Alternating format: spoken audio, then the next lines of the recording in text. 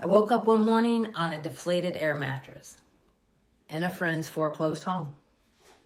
My three dogs, they were all curled up next to me, tails a wagging, happy just to see me. And my first thought, shit, I'm still here. I didn't want to die, but I didn't know how to live anymore. My alcoholism had stripped everything: money, self-respect, faith, purpose. I was financially and spiritually bankrupt. And that's the morning I found vulnerability. Not the kind you read about, the kind that burns through pride. The kind that forces you to face yourself. Lying there, I had nothing left to hide behind.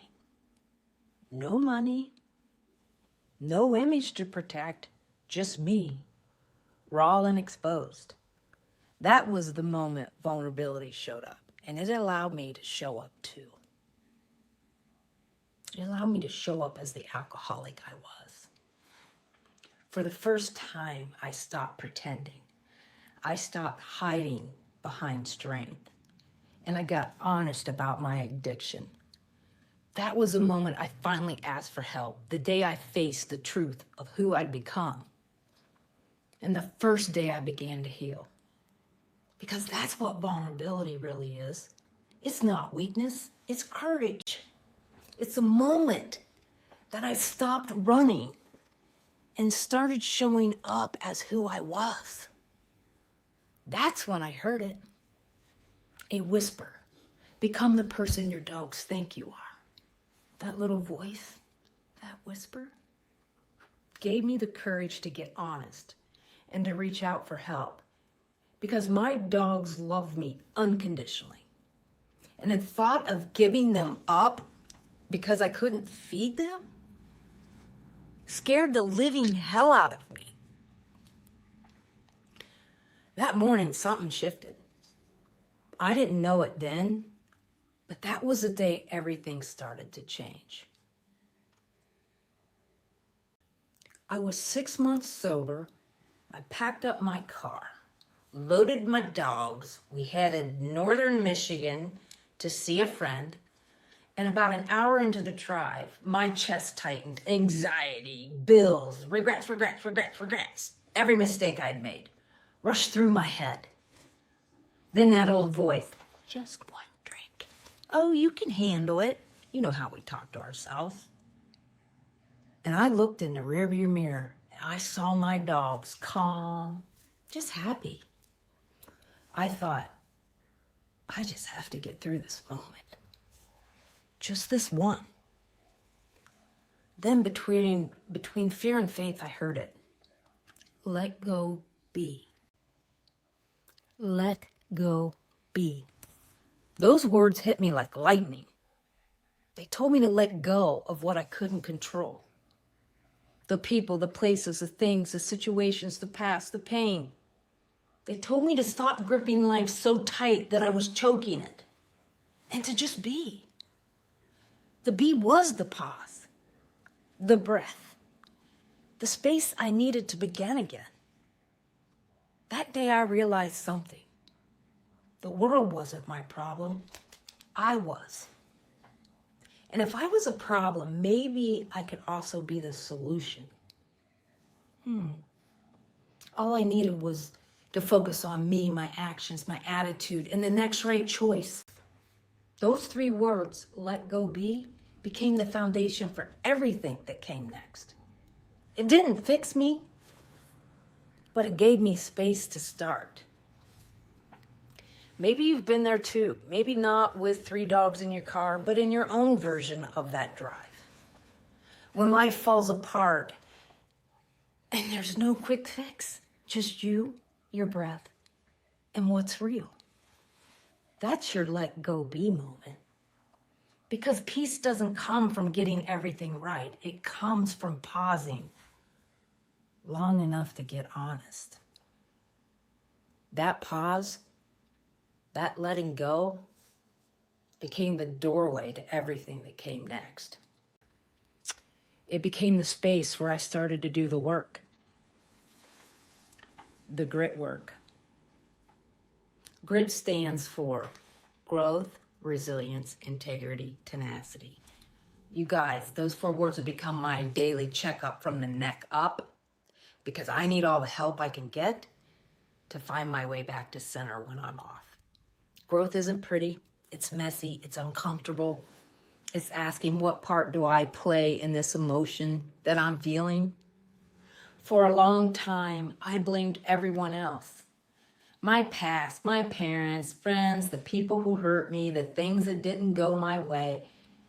It was always someone else's fault until I got honest and realized the common denominator in all of my pain was me. Growth began the moment I stopped pointing fingers and started taking responsibility for my choices, for my reactions, for how I showed up. That's where real change started, when I owned my part and stopped trying to control everyone else. Growth happens when I stop running from pain, when I sit with it long enough to learn what it's trying to teach me, because I can't grow through what I keep running from. That's growth. It's the beginning of honesty, the foundation of healing. Resilience. Resilience for me is about the bounce back, baby. It's that moment when life feels unbearable, when I can barely stand to be in my own skin. I just want to rip it off. I'm not comfortable. In early sobriety, I remember pacing my house, wanting to drink so bad I could taste it. I knew if I left before 2 a.m., I'd find alcohol. They were still selling it until 2. So I waited, watched the clock minute by minute, by minute by minute. Blah, blah, blah. And after 2 a.m., I finally walked out of the house. I drove to Meijer, park, grocery store, whatever, retail. I didn't want to talk to anybody. I just needed to be around people, to feel connected, to get out of my head. That night taught me something.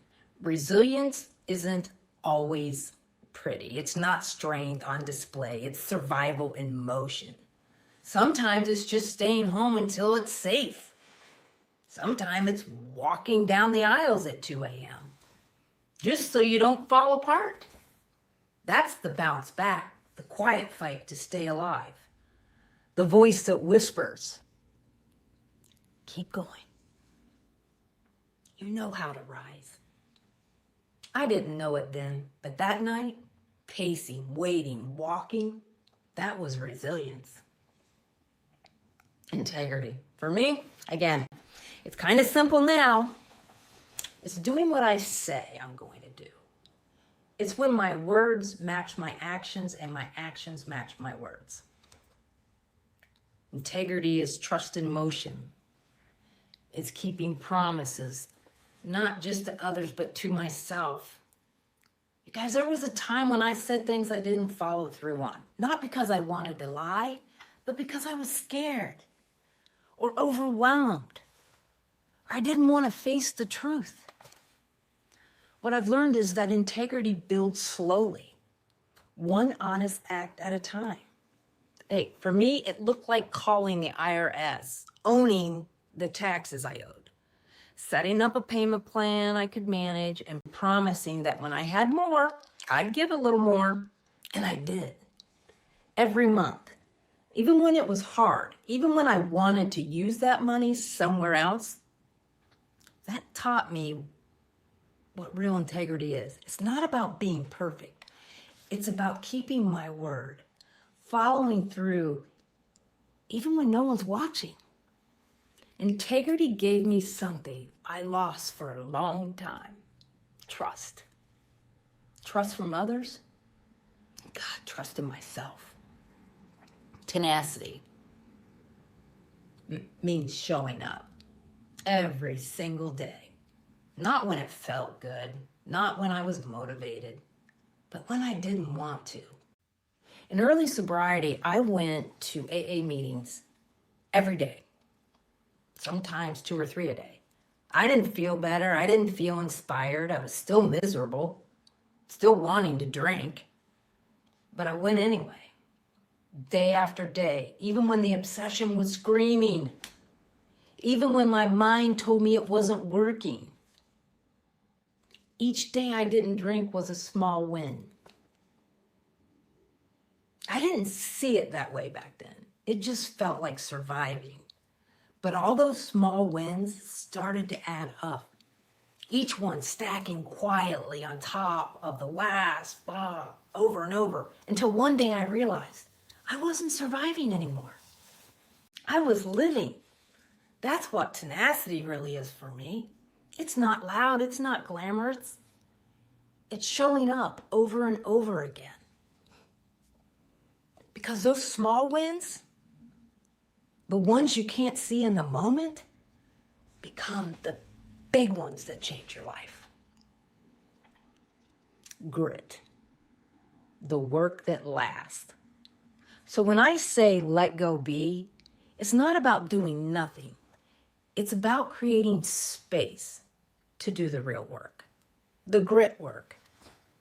Because you can't rebuild if you're still holding on to what's breaking you.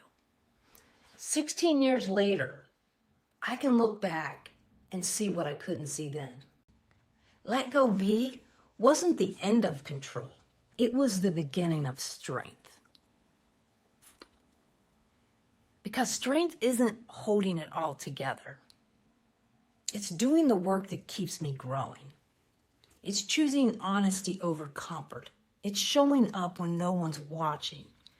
It's believing that every small step matters. That's grit.